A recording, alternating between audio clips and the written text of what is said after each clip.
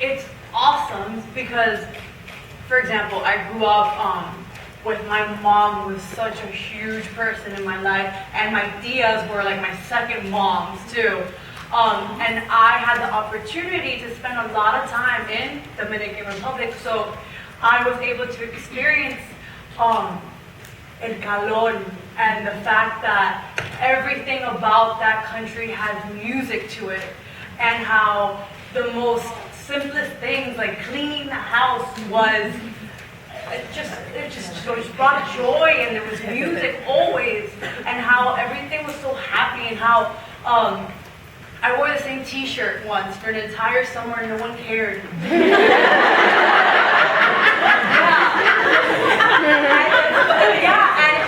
And I swear to God, we had no Nintendo. It was literally like a Coke can that we would squish and like.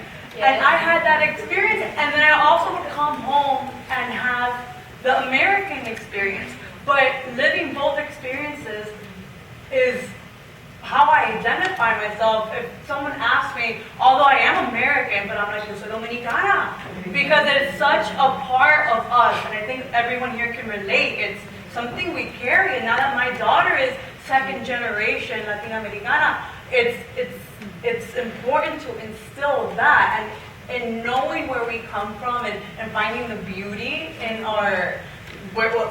what makes us. It's like that's why we are so proud, you know. So it's that pride that makes me fabulosa. Absolutely. We should never forget, you know, what makes us who we are, and we can never, I mean, that's what makes us so special, is that we can't ever move forward without connecting this to whatever your parents have instilled, or whatever trip you took with your parents back home, and was so inspired by that. That's what makes us now. So what inspires you to be fabulosa every day? Well, I don't even know where to begin. I get to do this amazing job where people like waterfalls cascading amazing Latina-ness on my entire team every single day. And I'm like, you know, and what you need to know about me is I grew up in Westchester. I'm from the Bronx too. But to see a better life and a safer life, at the time, my parents moved to Westchester County. And so there I was the only Latina. And if being Latina was on a pendulum, and being really Americana was over here, and being really Latina was over here, I kind of lived over here. And looking back, I realized I lived over there to kind of survive and to kind of figure myself out. And then I decided to create this film and embrace the Latina that was over here, that I couldn't wait. And I'm so inspired. I just love your joy and your joie de vivre. And I was like, this energy was like magnetic to me. So I moved to Miami, and it came out, and people could pronounce my name right, Soler. And it was awesome. And so now I do it for a living every single day. And so I literally am doused with Latina fabulosa-ness, and it's such an honor and a privilege. And like I said, it's like I get to do it Every day. every day. That's how we want it.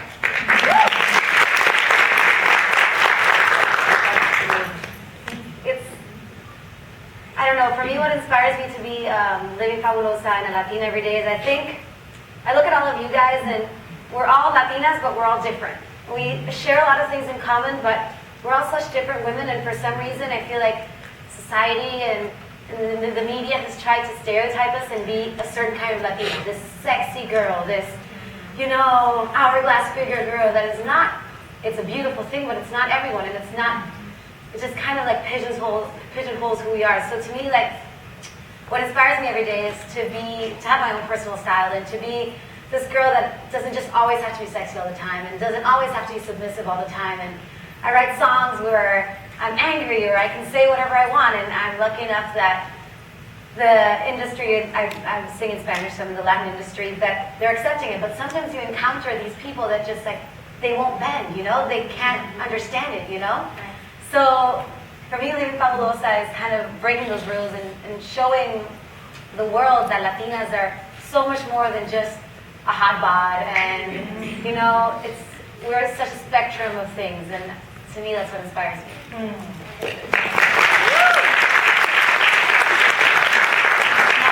Mine's gonna compliment that because growing up, I wasn't the girl that you described, the one that's always sexy and all that. I was a total nerd.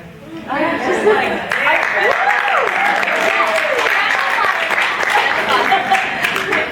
and so I remember there was a moment in high school when my friend was like, boys don't like smart girls. And I was like, I don't like that at all. But whatever, like I have to, like do you, right? I was like, I'm gonna do my thing. And so I'm second generation. I forgot to even say where I'm from. I'm very proud of it. But my family is from Mexico. That they've lived here now. And the funny thing though is that I grew up with my parents who were like, I have a big fat Mexican family, like hardcore tamales every Christmas. But my parents, they were the first to go to college, first generation here, and so they raised me around Peruvian friends and Colombian and Cuban, and then I went to Harvard and met the East Coast Dominicanos and the East Coast Colombians, and so there was so much richness, the variety, that I grew up identifying. I was more pan-Latina than just Mexican, and not love Mexican, but I like that we can all identify with the word Latina, and so that's one part of it, my identity culturally, but also my identity growing up. I was one of the few Latinas in my honors classes growing up. And so, then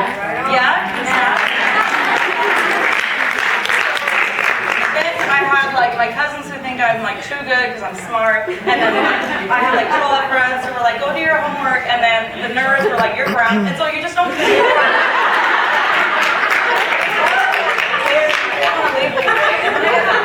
I'm like, my Latino friends were like, do you even speak Spanish? I was like, oh my god, so there's layers to this identity.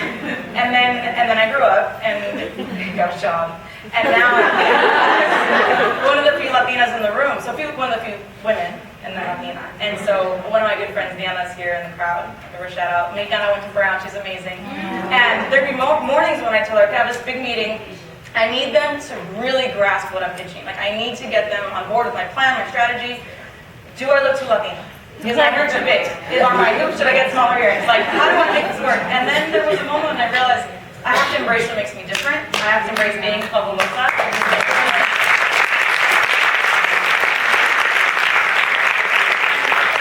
Fabulosa can mean whatever you want it to mean. It can mean being sexy, it can mean being smart, it can mean you. And so I love that we all have our own version of fabulosa. For me, it's definitely the happiness and the joy. It's like, I don't know about you guys, but you go to Washington Heights and you like do not meet a stranger, or you get like in a cab and you feel like you're talking to your dad or like your long lost uncle. Like, Latinos are never strangers. You know, we always find each other, whether it's in school or in the workplace or wherever it is, and we naturally have this sense of camaraderie. And I think being fabulosa is also just being unapologetic. Like, we're about to show up to Christmas, aka Noche Buena, and this getup right here.